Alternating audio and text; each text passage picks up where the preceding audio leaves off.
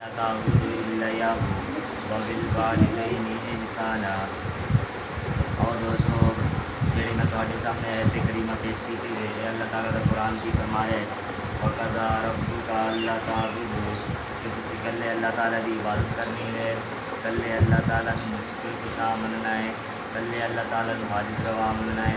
جی تسی کوئی چیز منگنی ہے اللہ تعالیٰ کو منگنی ہے، جی تسی سوال کرنا ہے اللہ تعالیٰ کو کرنا ہے، تو کلے اللہ تعالیٰ کو حاجت روا مننا ہے۔ نہیں نہ کہ تسی کے دربار سے چلے جاؤ، نہ کہ تسی دربار سے جا کر کے قبراں کے پلیاں چڑھا دیو، نہ کہ تسی دربار سے جا کر کے دینا چڑھا دیو، نہ کہ تسی جا کر کے کسی مولوی کو تجویز لے آؤ۔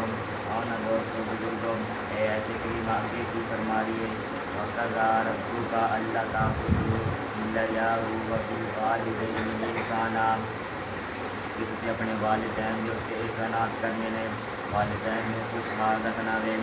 والدین نے جس طرح بچپن کے اندر مہانو رکھے ہے، اس طرح بڑھاپے کے اندر کسی والدین کو رکھنا ہے۔ اور نہ لوگوں کلے اللہ تعالیٰ کی بات کرنی ہے، والدین کو خوشحال رکھنا ہے۔ واخر دعوانا